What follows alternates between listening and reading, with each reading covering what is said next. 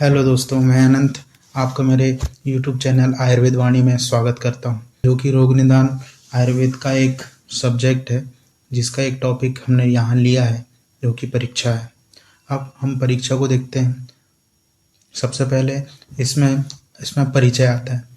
परिचय देखते हुए इसमें बताया गया है कि परीक्षन्ते व्यवस्थाप्यन्ते वस्तुस्वरूपाणि अन्याय इति परीक्षा, जिसका अर्थ है कि जिसके द्वारा वस्तुओं का यथावत स्वरूप का ज्ञान हो वह परीक्षा है, या दूसरे शब्दों में कह सकते हैं कि प्रमाणों द्वारा विषय का यथार्थ ज्ञान या विषय का यथार्थ ज्ञान परीक्षा कहलाता है।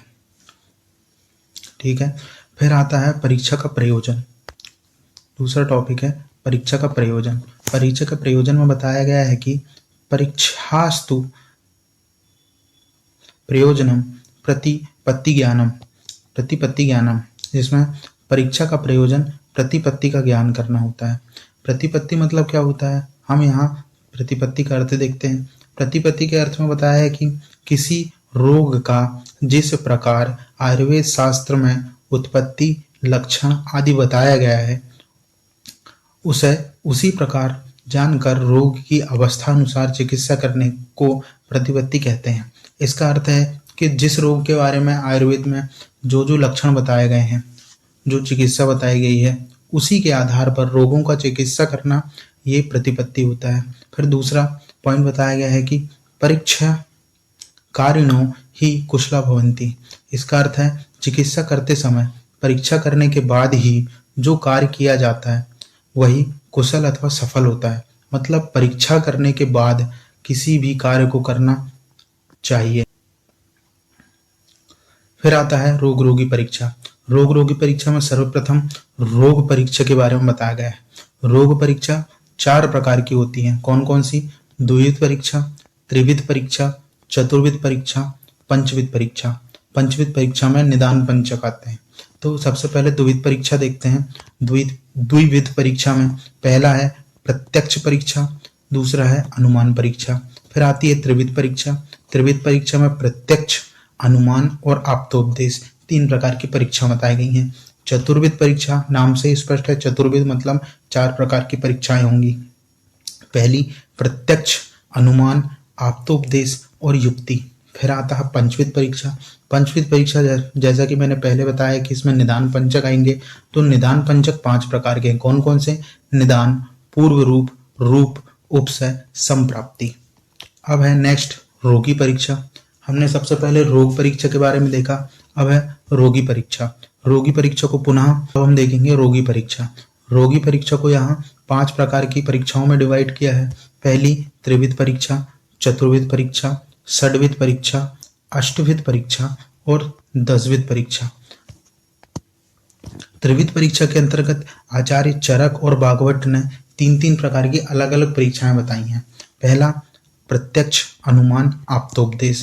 फिर दूसरा दर्शन, स्पर्शन और प्रश्न पूछकर। यहाँ हम दर्शन, स्पर्शन और प्रश्न पूछकर ये जो परीक्षाएं हैं 3, इसका अध्ययन डिटेल में करेंगे। फिर आती है चतुर्विध परीक्षा। चतुर्विध परीक्षा में बताया है आप्तोपदेश, प्रत्यक्ष, अनुमान, युक्ति। षड्विध परीक्षा। षड्विध परीक्षा में 6 प्रकार की परीक्षाएं बताई गई हैं, जो कि 5 प्रकार की हमारी पंच ज्ञान इंद्रियों द्वारा की जाती हैं परीक्षा, जैसे श्रोतेंद्रीय परीक्षा, त्वगेंद्रीय परीक्षा, दर्शनेंद्रीय परीक्षा और रसनेंद्रिय द्वारा परीक्षा, घ्राणेंद्रिय द्वारा परीक्षा और प्रश्न परीक्षा। अष्टविध परीक्षा में 8 प्रकार की परीक्षाएं बताई गई हैं। नाड़ी परीक्षा, मूत्र परीक्षा, मल परीक्षा, जिह्वा परीक्षा, शब्द परीक्षा, स्पर्श परीक्षा, दृक् और आकृति परीक्षा। वैसे ही 10 विध परीक्षाएं बताई हैं, जो कि 10 प्रकार की होती हैं। कौन कौन सी? प्राकृति, विकृति, सार, सहनन, प्रमाण, सात्म, सत्व, आहार शक्ति, व्यायाम शक्ति और वय। उसके बाद आती है रोगी परीक्षा का महत्व। रोगी परीक्षा का महत्व में हमें रोगियों और रोग की परीक्षा क्यों करना चाहिए, इसके बारे में बताया है। सबसे पहला बताया है कि रोगी की परीक्षा आयु के प्रमाण के ज्ञान हेतु, रोग या रोगी के बल के प्रमाण हेतु, फिर आता है दोषों के ज्ञान हेतु, दोषों के प्रमाण या रोगी का बल तथा रोग के बल को देखकर औसत की मात्रा का निर्धारण एवं निश्चय करने हेतु परीक्षा करनी चाहिए। अब हमें ये जो पॉइंट है कि दोषों के प्रमाण, रोगी का बल, रोग के बल को देखकर औसत का निर्धारण निश्चय करना चाहिए, इसका जो महत्व है उसको इस पॉइंट में डिस्क्राइब किया है कि ऐसा क्यों करना चाहिए। क्योंकि अत्यंत बलवान औषध, जो औषध बहुत ज्यादा बलवान है, मतलब वह तीक्ष्ण वाली है और उसकी मात्रा अधिक दी जाएगी यदि कोई दुर्बल व्यक्ति को, दुर्बल रोगी को, तो उस औषधि से रोगी के प्राण नष्ट हो सकते हैं। इसलिए परीक्षा हमारे लिए इम्पोर्टेंट है। फिर आता है रोग की परीक्षा का महत्व। तो रोग की परीक्षा का महत्व बताया है कि सर्वप्रथम हमें रोग की परीक्षा करना चाहिए, उसके उपरांत ही चिकित्सा करना चाहिए। फिर आता है रोगी परीक्षा। तो रोगी परीक्षा हम इसको डिटेल में यहाँ स्टडी करेंगे, जिसमें पहले बताया गया है कि प्रयोजनम च अस्य स्वस्थस्य स्वास्थ्य रक्षणम आतुरस्य विकार प्रशमनम च। इसका मतलब है कि आतुर का मतलब होता है रोगी,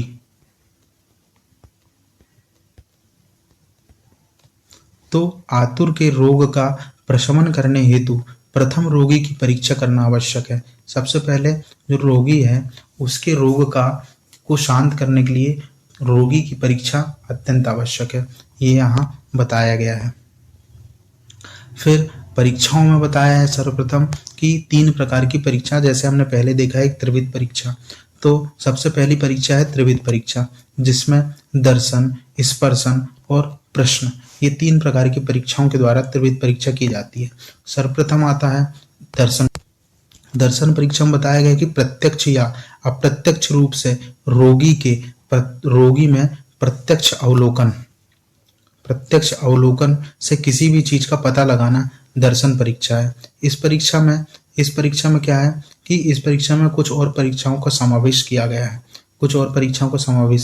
है। वे परीक्षाएं कौन कौन सी हैं जो कि दर्शन में, दर्शन मतलब चक्षु परीक्षा, आकृति परीक्षा और जिह्वा परीक्षा। चक्षु परीक्षा मतलब रोगी को देखकर की जाने वाली परीक्षा, मतलब हम उसका रोगी के स्वरूप, वर्ण आदि की जानकारी के अनुसार चिकित्सा करेंगे। फिर आती है आकृति परीक्षा। आकृति परीक्षा के अंतर्गत रोगी के आकार आदि के प्रमाण का ज्ञान होना आवश्यक है।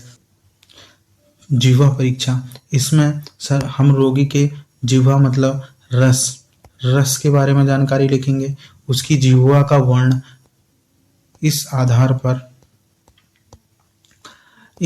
पर परीक्षा करेंगे। फिर उसके पश्चात हम इसके जो दर्शन परीक्षा है, इसमें कौन कौन से विषय हैं जिनको जानने हेतु हम दर्शन परीक्षा करते हैं, वह कुछ विषय बताए गए हैं, जो कि ये है कि शरीर अवयवों की वृद्धि या ह्रास का ज्ञान करना है।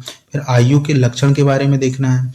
बल, रोगी का वर्ण, कृष्ण वर्ण या फिर पीत, गौर आदि वर्ण के बारे में जानकारी देखनी है। फिर शरीर की छाया, आकृति आदि को जानना है। फिर उसके पश्चात आती सामान्य परीक्षा जो कि दर्शन परीक्षा में ही है। इसमें रोगी के शरीर से उत्पन्न सामान्य विकृतियों की जांच करेंगे। अब कौन कौन सी विकृति हैं जो कि देखते हैं कि रोगी की चाल, पांडुरता, नख की विकृति। कुछ रोग ऐसे होते हैं जिनके लक्षणों में नख में विकृति उत्पन्न होती है। फिर आता है नीलिमा, मतलब शरीर के अवयवों में उनका वर्ण, ये सब नीलिमा के अंतर्गत आता है। फिर आता है लसिका ग्रंथि में स्वेलिंग, शोथ तो नहीं है, या फिर किसी भी शरीर अवयव में शोथ।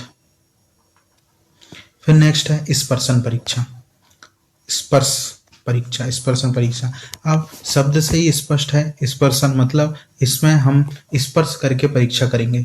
तो इसमें बताया गया है कि दर्शन परीक्षा में ज्ञात विषयों का ज्ञान पुनः स्पर्शन परीक्षा द्वारा करना चाहिए, तथा अज्ञात विषयों का ज्ञान भी स्पर्शन परीक्षा द्वारा होता है। कौन कौन से ज्ञान हम स्पर्शन परीक्षा द्वारा कर सकते हैं? तो प्रकृति विकृति से युक्त स्पर्श परीक्षा, हाथ की सहायता से करनी चाहिए। मतलब हम हाथों की सहायता से व्यक्ति की प्रकृति, विकृति आदि की जानकारी ले सकते हैं। अब हम देखें कि प्रकृति जो है उसकी जानकारी नाड़ी के अनुसार, नाड़ी परीक्षा के कारण हम प्रकृति देखेंगे, और विकृति स्पर्श कर उसका टेम्परेचर, स्पर्श करके उसका टेम्परेचर देख के, और स्वेलिंग, शोथ वगैरह। अब इसमें जानने योग्य विषय कौन कौन से हैं कि हम स्पर्शन परीक्षा द्वारा कौन कौन से विषयों को जान सकते हैं कि शरीर के अंगों में मृदुता या कठोरता क्या है, अंगों में शीतता या उष्णता, नाड़ी परीक्षा, फिर शोथ या फिर ज्वर के बारे में जानकारी देख सकते हैं। फिर आती है, उसके बाद आता है प्रश्न परीक्षा। प्रश्न परीक्षा या फिर इंट्रोगेशन ऑफ पेशेंट। इसके अंतर्गत यह परीक्षा किसी भी रोग के उत्पादक, कारण या उस रोग के लक्षणों को शमन करने वाले कारक की जानकारी प्राप्त होती है। इस परीक्षा से हम रोगों की उत्पत्ति के कारण और उसमें उसको किस प्रकार शमन करना है, इसकी जानकारी प्रश्न परीक्षा से होती है। इसके साथ विभिन्न प्रकार के कोष्ठ जो कि मृदु, मध्यम और क्रूर का ज्ञान भी हमें प्रश्न परीक्षा से ही होता है। प्रश्न परीक्षा के अंतर्गत अन्य परीक्षा का समावेश भी किया गया है। अब कौन कौन सी परीक्षाओं का समावेश प्रश्न परीक्षा में किया गया है, तो मूत्र परीक्षा, मल परीक्षा, अनुमान परीक्षा और आप्तोपदेश परीक्षा। ये चार प्रकार की परीक्षाओं का समावेश प्रश्न परीक्षा के अंतर्गत किया गया है।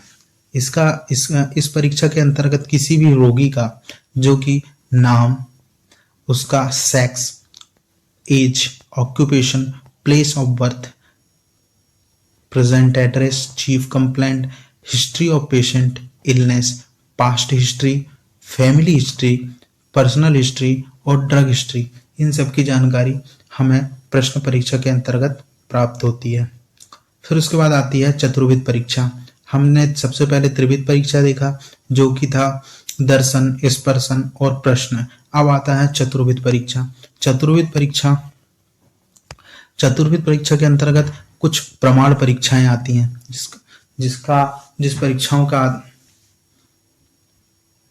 चतुर्विध प्रमाण के आधार पर रोगियों की परीक्षा की जाती है। चतुर्विध परीक्षा में प्रमाण के आधार पर रोगियों की परीक्षा की जाती है।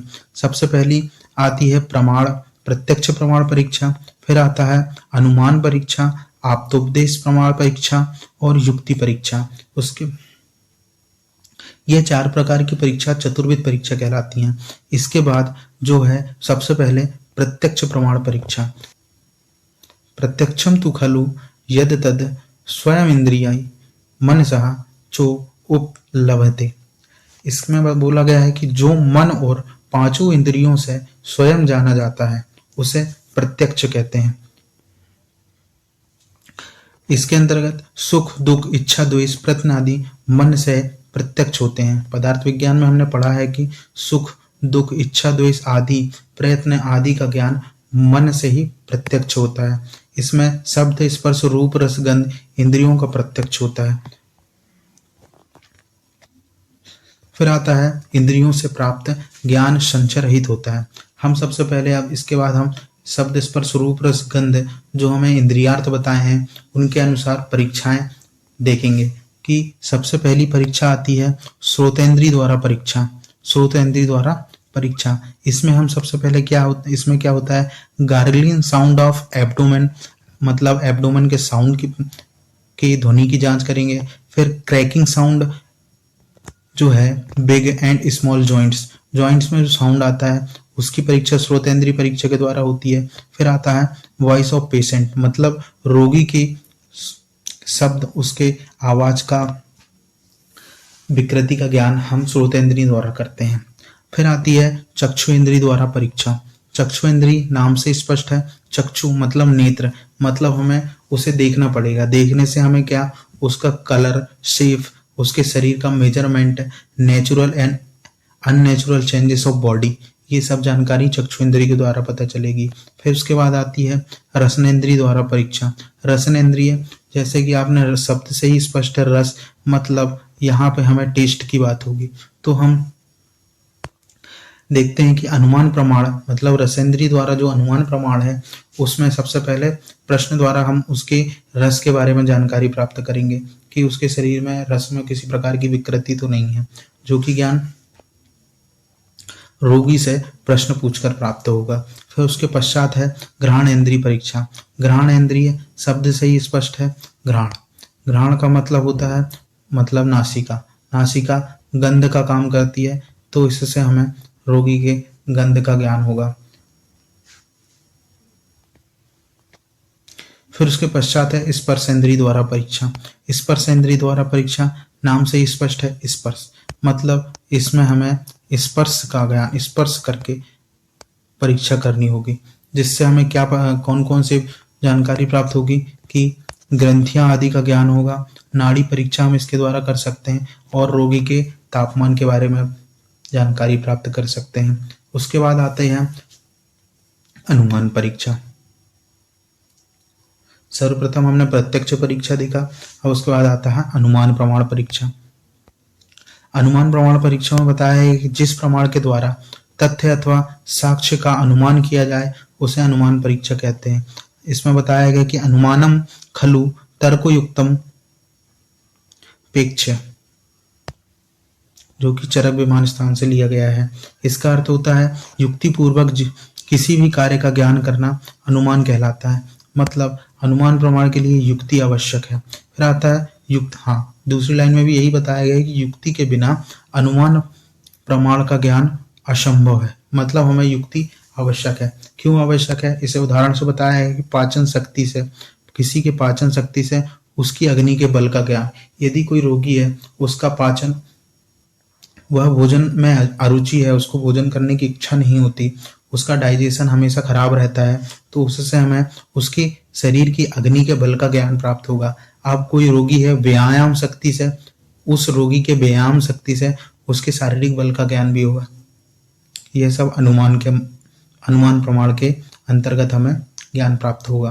फिर उसके बाद आता है आप्तोपदेश परीक्षा। आप्तोपदेश परीक्षा मतलब आप्त पुरुषों द्वारा बोले गए जो वचन है उन्हें आप्त वचन कहते हैं। अपनी तपस्या और ज्ञान के बल से रज और तम से निर्मुक्त हो गए हैं, जिनको भूत भविष्य और वर्तमान तीनों कालों का ज्ञान होता है और जिनके ज्ञान शक्ति कभी भी नहीं क्षीण होती, ऐसे व्यक्ति आप्त पुरुष कहते हैं। और ये जो आप्त पुरुष होते हैं रज और तम गुण के वजह से ये कभी झूठ नहीं बोलते। ऐसे लोगों को आप्त या फिर शिष्ट विबुद्ध पंडित भी कहा जाता है। अब हमने आप्त पुरुषों के बारे में जानकारी देखा। उसके बाद आप्त पुरुषों के द्वारा जो बोले गए आप्त वचन है, आप्तोपदेश है, उन प्रमाण द्वारा परीक्षा किस प्रकार की जाती है ये यहाँ पे देखा जाएगा। तो आप्त पुरुषों द्वारा जो है वो उन्होंने बताया गया है कि बुद्धिमान वैद्य रोगी की परीक्षा करने के लिए कौन कौन से उपदेश बताए हैं। आप्त पुरुषों द्वारा कौन कौन से उपदेश बताए हैं कि एक रोग है, वह ऐसे प्रकोपों द्वारा होता है, ऐसी आकृति वाला होगा, ऐसी प्रकृति वाला, ऐसे कारणों वाला, ऐसे स्थान वाला, ऐसी वेदना वाला, ऐसे लक्षणों वाला, ऐसे उपद्रव वाला, ऐसी बुद्धि स्थान क्षय वाला। इस प्रकार हमें रोग का ज्ञान करना चाहिए। फिर ऐसे रोगों को दूर करने के लिए चिकित्साएं भी आप्तोपदेश में बताई गई हैं। इसके बाद आती है युक्ति। युक्ति में बोला गया है कि आयु, आकृति, बल, देश, साथ में आहार शक्ति, व्यायाम शक्ति, अग्नि, ये सभी भावों का विचार युक्ति पूर्वक चिकित्सा सूत्र में प्रयोग करना चाहिए।